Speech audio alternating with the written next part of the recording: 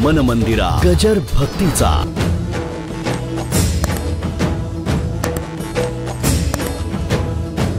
अमकं झालं म्हणजे आलो असतो ना, अमकं झालं नसतो असं काही नाही. काही काही क्रिकेटचे शौकीन इतके आहेत, त्यांना देवानी संपत्ती दिलेली असते. क्रिकेटची मॅच जिथे होईल ते लंडनला जातो मॅच बघायला. तुम्ही म्हणाल मूर्ख आहे का नाही, टी व्हीवर बघता येतं. हे तुमचं झालं. तो म्हणला तिथला आनंद काही निराळा. हेही बरोबर आहे. एकाला मी विचारलं तिथे जाता काय. अहो म्हणले बाबा महाराज तुम्हाला कळत नाही, घरात बसून मी तिथे टाळ्या वाजवतोय हे तुम्हाला दिसतं, पण तुम्ही तिथे दिसत नाही कारण घरात वाजवता. नाही कळ. अहो लोकांनाही दिसलं पाहिजे ना की मी गेलोय. माझ्यावर कॅमेरा फिरला की बायको सांगते तुम्हाला बघितलं मी. तुम्हाला कोण सांगणार. म्हटलं मला सांगण्याचा प्रश्न आहे, माझ्या शेजारी बसली होती. तेव्हा तुम्हाला बघितलं किंवा न बघितलं हा प्रश्नच नाही. विनोदाचा भाग सोडून द्या. तसं या ठिकाणी महाराज म्हणाले अगा ग्राह्य आणि ग्रहण वक्तृत्व आणि म्हणून माझे आनंद चित्र मी जे अवघाची पात्र. यादसाठी 6 किलोमीटर जावं, गळ्यात विणा घालावं, नाचून नाचून भजन करावं. काय पुढे कसं लिहिले बघा. जातो सांडोनिया माझे दिठावेल प्रेम, बुद्धी होईल निष्काम. माझ्या प्रेमाला दृष्ट लागेल कोणाची तरी. त्याचं उदाहरण सांगतो. जर वक्तृत्वामध्ये प्रवचनामध्ये अश्रू येतातच, अष्टसात्विक भाव झाल्यानंतर येतातच. काही काही माणसं त्याला नाटक म्हणतात. कळलं का तुम्हाला. काही काय म्हणतात ते प्रॅक्टिसने डोळ्यात पाणी आणतात. आता आशांच्या नादी लागण्यापेक्षा आशापासून लांब गेलेलं बरं ना. काय सांगितलं मी. म्हणजे आपण जीव तोडून परमार्थ करावा. प्रभूचं स्मरण झालं की आपलं हृदय भरून यावं आणि त्यांनी म्हणावं नाटक. तेव्हा माझ्या प्रेमाला या नको त्यांची दृष्ट लागेल यासाठी वनांतरा जातो सांडोन या घरा. माझं प्रेम निखळ आहे, त्या प्रेमाला कोणाची दृष्ट लागू नये. तुम्हाला कसं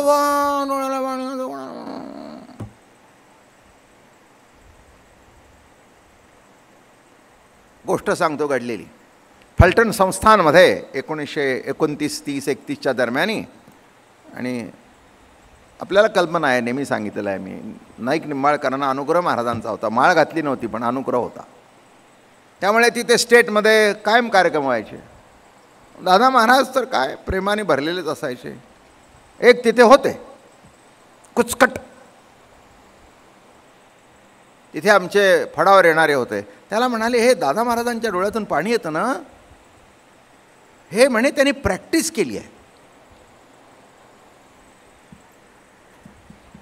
असं कुठे पाणी येतं का म्हणले. पोटची पोरं सुद्धा आपण गेल्यावर रडत नाही, तर ह्यांना नुसतं माऊलीचं स्मरण झाल्यावर पाणी येतं. दुसरा म्हणाला मला तुझ्याशी चर्चा करायचं नाही, उद्या तू प्रवचनाला येऊन बस. आणि प्रवचन सुरू झालं नाही 10 मिनिटामध्ये तोही रडू लागला.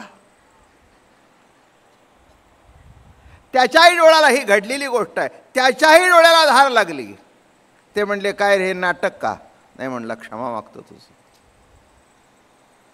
या माणसामध्ये इतकी ताकद आहे की स्वतःच्या डोळ्यातून नुसतं पाणी निघत नाही, तर दगडासारख्या श्रोत्यांच्या डोळ्यातून सुद्धा प्रेमधारा वाहतो. इतकी याच्या शब्दाची ताकद आहे. म्हणून म्हटलं अनुभव महत्वाचा. काय आहे, काय प्रेम आहे. तुकाराम महाराज म्हणाले कुणी माझ्या प्रेमाला बोट लावू नाही. बघा हे रडतंय. माझ्याही कीर्तनामध्ये प्रसंग झाले. फार वर्षापूर्वी एक कीर्तन होतं आणि काही ती पोरं होती, आता कुठली नाव सांगत नाही, ओळखून घ्या. अहो टिंगल करायला लागली. अशी कथा चालली होती, डोळ्यातून धार होते, श्रोते टिंगल करायला लागले. काय रे म्हटलं खाली बस.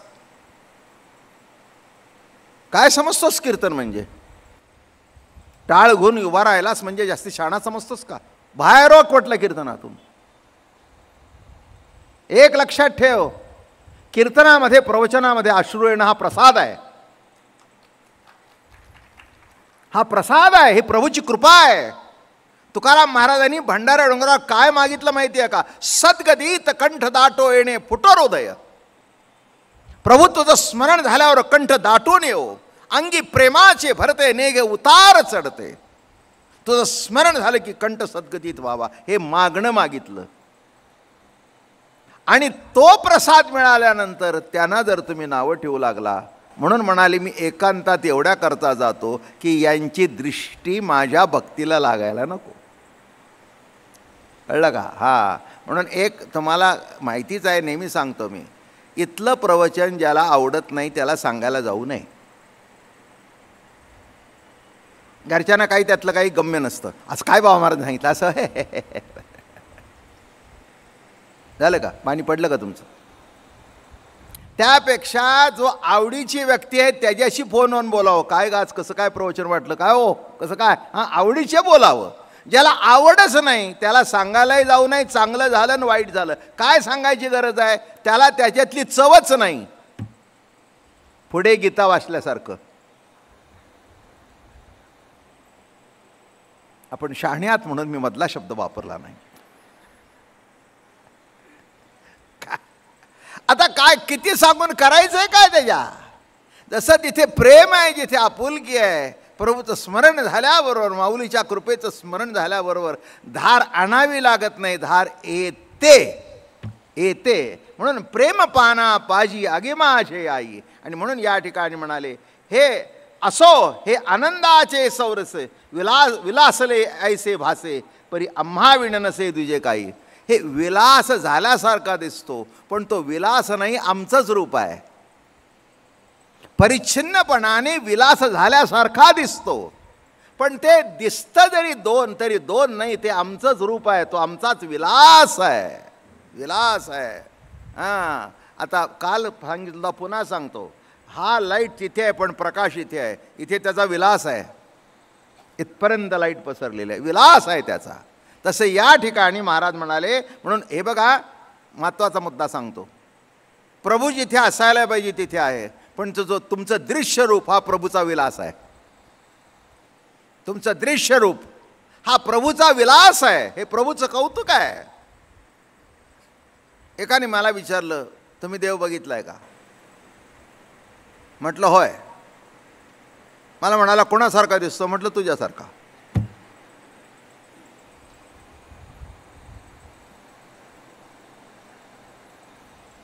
ही घडलेली गोष्ट आहे.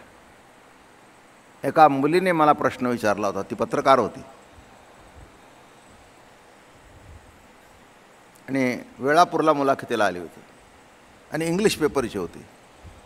मुलाखत वगैरे झाली, सगळी छान झालं म्हणाले. मग निघताना दर्शन घेतलं. मला म्हणाले, बाबा महाराज एक प्रश्न विचारतो का, तुम्ही देव बघितलाय का? तिने जसं उच्चारलं तसंच तितक्या जोरात उत्तर गेलं.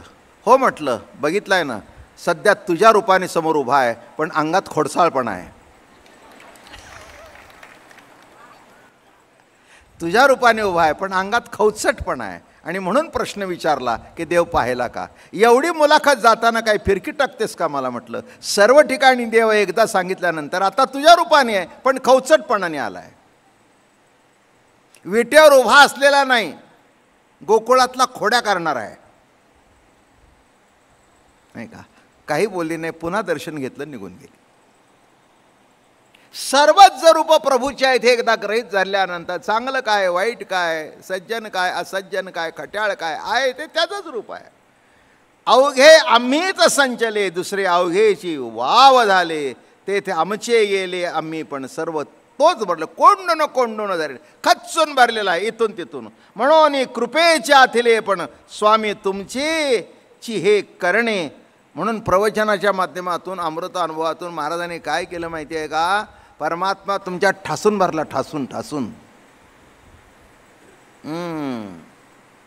आता काय तुम्हाला कसं सांगू? बर चला, बोलता बोलता कसं सांगू म्हटलं की आतून येतं.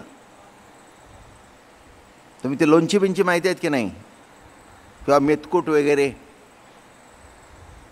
पुणेकरांना तर मेतकूट माहिती पाहिजे बरं का. मग ते असं पोकळ भरायचं नसतं, हात घालून पुन्हा दाबून दाबून दाबून दाबून, लोणचं सुद्धा असं करून करून करून, आणि वर असा तेल 1 इंच 2 इंच पाहिजे. म्हणजे किती साठलं आतमध्ये तरी वरच्या ओलाव्यावर खालचं जिवंत राहतं. आणि ठासून भरल्या कारणाने बाहेरची हवा आतमध्ये शिरत नाही. बाहेरची हवा आतमध्ये शिरली की आळी झालीच. तुमच्या घरात मुलं आहेत तिथपर्यंत चांगली आहेत, पण आळीतला मुलगा भेटला, हा पुण्यातला शब्द वापरला मी. मुंबईला आळी शब्द नाही. अमका रोड तमका रोड तमका रोड तमका रोड, खाडीलकर रोड अमक रोड, पण इथे पुण्याला आळी शब्द आहे. मग ती हवा थोडी आली की तिथे आळी तयार झाली. कशी काय झाली? मागच्या टायमाला तिने काढलं होतं, बंद केलं नसेल. म्हणून पूर्वीच्या बायका लोणचं बिंचं आता प्रश्नच नाही हो. काय आनंदी आनंदकडे, जिकडे तिकडे चोहूकडे लोणचं घालतोच कोण? बाटली विकत आणायची, ते सगळं लोचनं बाटलेलंच असतं.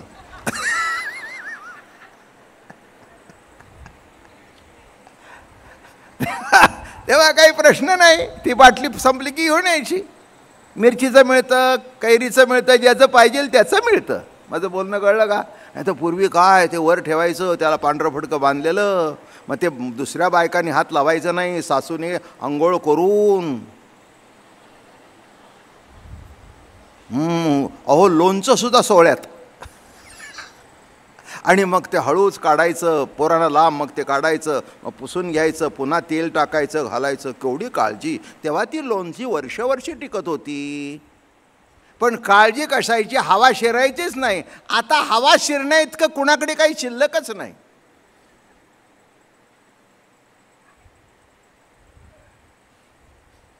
आणि एक सांगू का, हवा असल्याशिवाय हावभाव वाढत नाही. म्हणून या हवा भरला असे.